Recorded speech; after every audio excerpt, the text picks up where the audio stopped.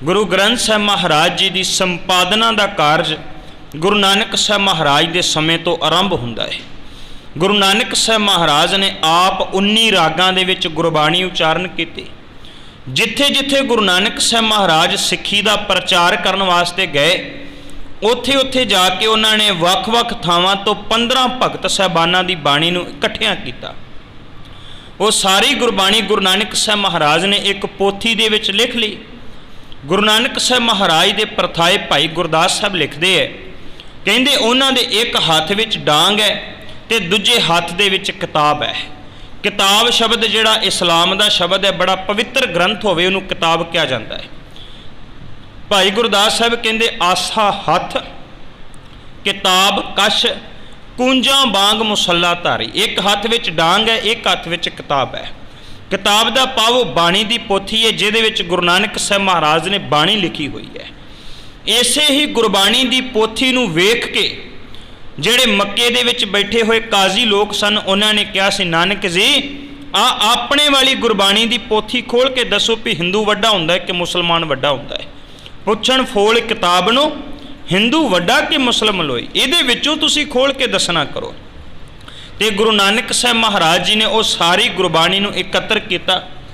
जदों भी सतगुरु किसी नूं उपदेश दिया करते सी ते इहो ही गल कहा करते सी, मरदानिया रवाब छेड़ बाणी आई है। मरदाना जी कहते महाराज बाणी कित्थों आई है? तो सतगुरु आखदे ने, कहते जैसी मैं आवे खसम की बाणी तैसड़ा करी ज्ञान वे लालो। ये बाणी खसम दे मालक दे परमात्मा दे घर विचों आउंदी है। वो सारी गुरबाणी का खजाना गुरु अंगद साहिब महाराज कोल आया। गुरु अंगद साहिब महाराज ने उहदे विच 63 श्लोक उचारण किए। नाले गुरबाणी की वडियाई करदियां उस्तत करदियां कहा कि यह जिहड़ी बाणी है अमृत बाणी तत्त वखाणी ज्ञान ध्यान विच आई। फिर गुरु अमरदास महाराज ने 17 रागां च गुरबाणी उचारण की। फिर गुरु रामदास महाराज ने 30 रागां विच गुरबाणी उचारण की। गुरु अर्जन साहब महाराज ने भी अपने गुरु पिता वाले 30 राग वरते। सारी गुरबाणी का खजाना गुरु अर्जन साहब महाराज को आया। इस तो इलावा गुरु अर्जन साहब महाराज की शरण विच आए हुए 11 भट्ट साहबान ने गुरु नानक साहब महाराज की सिफत करदियां 10 सवैये, गुरु अंगद साहब महाराज की वडियाई करदियां 10 सवैये, गुरु अमरदास महाराज की सिफतो सलाह करदियां 22 सवैये, गुरु रामदास महाराज की उस्तत दे विच 60 सवैये ते गुरु अर्जन साहब महाराज की सिफत करदियां 21 सवैये उचारण किए। 5 गुरु साहबान की उस्तत करदियां उन्हां 11 भट्टां ने सवैये उचारण किए। वो भी गुरबाणी गुरु अर्जन साहब महाराज के कोल आई। गुरु अर्जन साहब महाराज के दरबार दे विच 2 कीर्तनी सिख बाबा सत्ता जी बाबा बलवंड जी कीर्तन करया करते हैं। भावें कि वो एक वेले रुस के भी चले गए, पर जदों दोबारा आए तो उन्होंने गुरु की वडियाई करदियां 8 पौड़ियां उचारण कीतियां। वो 8 पौड़ियां 5 गुरु साहबान की उस्तत है। वो भी गुरबाणी गुरु अर्जन साहब महाराज के कोल आई। गुरु अमरदास महाराज जदों ज्योति जोत समाउण लगे तो उन्होंने सारे परिवार नूं सिखां नूं इकट्ठियां कर लिया।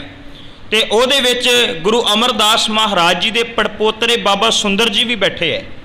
जो कुछ गुरु अमरदास महाराज ने उपदेश दिता, वो सारे उपदेश नूं बाबे सुंदर जी ने कन्नां नाल सुनिया, अखां नाल वेख्या, तो फिर जाके बाबा सुंदर जी ने काव रूप विच लिखिया। वो बाणी नूं सद बाणी कहा जाता है। रामकली राग दे विच वो दर्ज है। वो भी बाणी गुरु अर्जन साहब महाराज के कोल आई। जदों फिर मेणिया ने रला पाउणा शुरू किया, गुरु अर्जन साहब महाराज ने रामसर सरोवर के कंढे ते बैठ के सारी गुरबाणी नूं संपादित करवा के एक ग्रंथ जिहड़ा वो तैयार किया। गुरु तेग बहादुर साहब महाराज ने फिर जाके 15 रागां दे विच 59 शब्द उचारण किए। उन्होंने 57 श्लोक उचारण किए। तो जदों फिर गुरु गोबिंद सिंह महाराज आनंदपुर साहिब का किला छड्डदे है, छड्डण तो बाद माछीवाड़े तो होके जदों फिर मुकतसर की जंग तो बाद तख्त श्री दमदमा साहिब तलवंडी साबो विखे जाते हैं, तो फिर आ जिहड़ा सिੱਖੀ का सब तो वड्डा कारज सी उस आदि श्री गुरु ग्रंथ साहिब नूं दोबारा तो लिखवाउंदे है। भाई मणी सिंह नूं लिखारी लाउंदे है। बाबा दीप सिंह की ड्यूटी है कलमा घड़ के देण दी, नाले सिख शाही तैयार करके दिंदे है। फिर दोबारा तो गुरु गोबिंद सिंह महाराज ने ਭਾਈ ਮਣੀ ਸਿੰਘ ਨੂੰ ਲਿਖਾਰੀ ਲਾ ਕੇ ਦਮਦਮਾ ਸਾਹਿਬ ਦੀ ਧਰਤੀ ਦੇ ਉੱਪਰ ਇੱਕ ਓੰਕਾਰ ਤੋਂ ਬਾਣੀ ਲਿਖਵਾਉਣੀ ਜਿਹੜੀ ਆਰੰਭ ਕੀਤੀ ਹੈ। ਪਹਿਲਾਂ ਜਪਜੀ ਸਾਹਿਬ ਦਾ ਪਾਠ ਲਿਖਿਆ ਗਿਆ, ਨਿਤਨੇਮ ਦੀਆਂ ਬਾਣੀਆਂ ਲਿਖੀਆਂ ਗਈਆਂ, ਸ਼੍ਰੀ ਰਾਗ ਤੋਂ ਰਾਗ ਜਿਹੜੇ ਆਰੰਭ ਹੁੰਦੇ ਹੈ।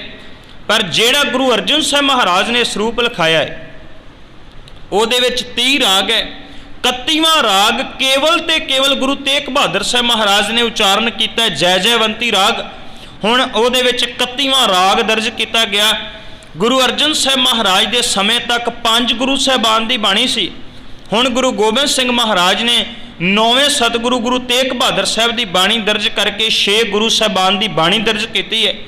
31 ਰਾਗ ਹੈ, ਉਹਦੇ ਵਿੱਚ 22 ਵਾਰਾਂ ਦਰਜ ਕੀਤੀਆਂ ਗਈਆਂ ਤੇ ਅਖੀਰ ਦੇ ਉੱਪਰ ਜਿਹੜੇ ਸ਼ਲੋਕ ਵਾਰਾਂ ਦੇ ਵਿੱਚ ਦਰਜ ਕਰਨ ਤੋਂ ਰਹਿ ਗਏ ਸਨ ਉਹਨਾਂ ਨੂੰ ਅਖੀਰ ਤੇ ਉਹ ਸਰਲੇਖ ਦਿੱਤਾ ਸ਼ਲੋਕ ਵਾਰਾਂ ਤੇ ਵਧੇਕ, ਤੇ ਉਹਦੇ ਵਿੱਚ ਸਤਿਗੁਰੂ ਨੇ ਇਸ ਸਰਲੇਖ ਹੇਠ ਦਰਜ ਕੀਤੇ। ਅਖੀਰ ਦੇ ਉੱਪਰ ਸਤਿਗੁਰੂ ਨੇ ਮੁਦਾਵਣੀ ਲਾਈ ਹੈ। ਜਿਹੜਾ ਗੁਰੂ ਅਰਜਨ ਸਾਹਿਬ ਮਹਾਰਾਜ ਨੇ ਸ਼ਲੋਕ ਉਚਾਰਨ ਕੀਤਾ ਸੀ ਸ਼ੁਕਰਾਨੇ ਦਾ, ਉਹ ਸ਼ਲੋਕ ਇਦਾਂ ਹੀ ਸਤਿਗੁਰੂ ਨੇ ਲਿਖਿਆ ਹੈ। 2 ਤਰ੍ਹਾਂ ਦਾ ਤਤਕਰਾ ਲਿਖਿਆ ਗਿਆ, ਇੱਕ ਰਾਗਾਂ ਦਾ ਤਤਕਰਾ, ਇੱਕ ਸ਼ਬਦਾਂ ਦਾ ਤਤਕਰਾ ਲਿਖ ਕੇ ਤੇ ਅੱਜ ਦੇ ਦਿਨ ਗੁਰੂ ਗੋਬਿੰਦ ਸਿੰਘ ਮਹਾਰਾਜ ਨੇ ਉਸ ਗ੍ਰੰਥ ਸਾਹਿਬ ਦੀ ਸੰਪੂਰਨਤਾ ਕੀਤੀ। ਗੁਰੂ ਕਾ ਸਿੱਖ ਗੁਰੂ ਗ੍ਰੰਥ ਸਾਹਿਬ ਮਹਾਰਾਜ ਜੀ ਦੇ 3 ਦਿਹਾੜੇ ਮਨਾਉਂਦਾ ਹੈ। ਇੱਕ ਗੁਰੂ ਗ੍ਰੰਥ ਸਾਹਿਬ ਮਹਾਰਾਜ ਜੀ ਦਾ ਪਹਿਲਾ ਪ੍ਰਕਾਸ਼ ਦਿਵਸ, ਦੂਸਰਾ ਹੈ ਗੁਰੂ ਗ੍ਰੰਥ ਸਾਹਿਬ ਮਹਾਰਾਜ ਜੀ ਦਾ ਸੰਪੂਰਨਤਾ ਦਿਵਸ, ਤੇ ਤੀਸਰਾ ਹੈ ਗੁਰੂ ਗ੍ਰੰਥ ਸਾਹਿਬ ਮਹਾਰਾਜ ਜੀ ਦਾ ਗੁਰਤਾ ਗੱਦੀ ਦਿਵਸ। ਅੱਜ ਗੁਰੂ ਗੋਬਿੰਦ ਸਿੰਘ ਮਹਾਰਾਜ ਜੀ ਨੇ ਗੁਰੂ ਗ੍ਰੰਥ ਸਾਹਿਬ ਮਹਾਰਾਜ ਜੀ ਦੀ ਸੰਪੂਰਨਤਾ ਕੀਤੀ। ਉਹ ਦਿਹਾੜਾ ਸਮੁੱਚੇ ਸਿੱਖ ਪੰਥ ਦੇ ਵੱਲੋਂ ਮਨਾਇਆ ਜਾ ਰਿਹਾ ਹੈ।